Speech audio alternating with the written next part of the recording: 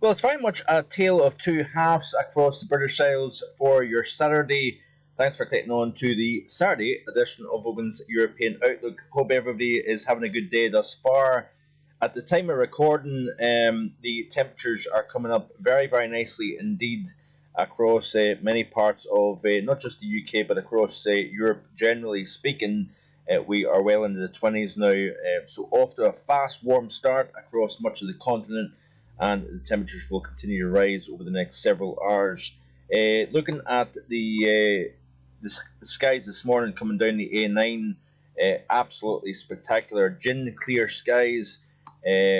Encompassing Highland Glens this morning. Temperatures dropped down very close to freezing last night with the clear, dry, and relatively fresh air mass at 8:50.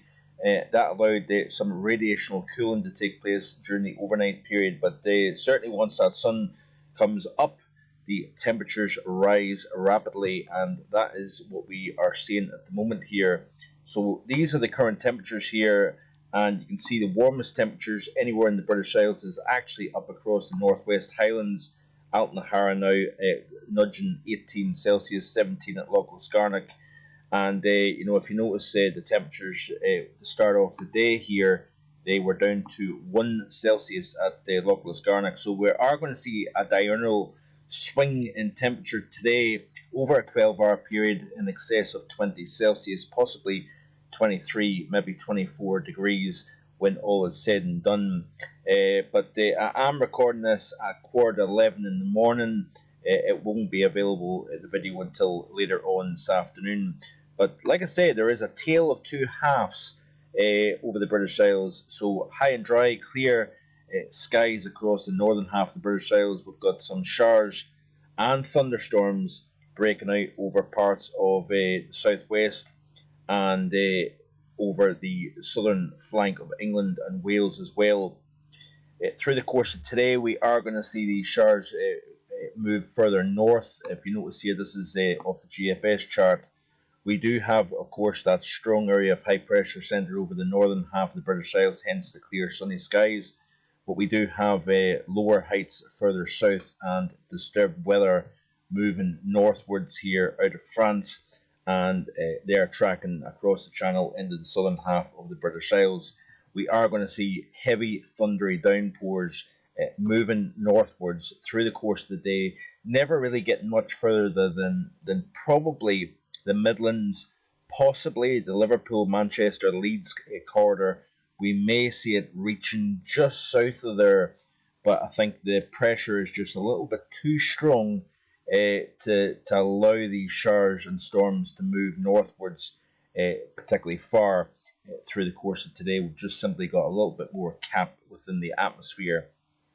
But if you notice here, as we play through the loop, we are going to see the continuation of high pressure across the north, storminess coming north, and eventually, as we push into the new work week, heights come down. We'll start to see the intrusion of more disturbed weather, possibly a little bit further north, even into Scotland. We may see shower activity starting to break out. Significant changes next week, by the way. The models are now starting to hone in on low pressure moving in, and it's interesting, right? Because back, it must be about 5 days ago now, I actually threw up on Twitter the prospects of an unusually deep area of low pressure over or close to the British Isles during, I believe it was about the 11th or 12th of June, with gale force winds potentially and unusually cool temperatures. Now, if I play through this GFS run, now this is the ECMWF had this solution. The GFS, however, didn't. But look at this here. As we go through the middle portion of next week, we've got an area of low pressure to the west. It's bringing plenty of weather across the UK. Much, much more disturbed weather across the UK. Any kind of heat will be restricted to southwest Europe and southern Europe, really, overall. But look at this here. As we go towards the end of next week, we've got an area of low pressure riding up the west coast of Ireland, pressure down in the 970s, the millibars, significantly low pressure for the time of the year. This certainly would produce gales, spells of heavy rain, persistent rain and shower activity, and fresh conditions as well. It's very interesting how the GFS is now starting to show this for a very similar time frame to what the ECMWF had back several days ago. And I remember one person saying, "Why even showing that chart? It's not going to happen." That was actually the words that he said, was "it isn't going to happen." And I thought, well, be very careful to say it isn't going to happen. We just don't know what the future holds.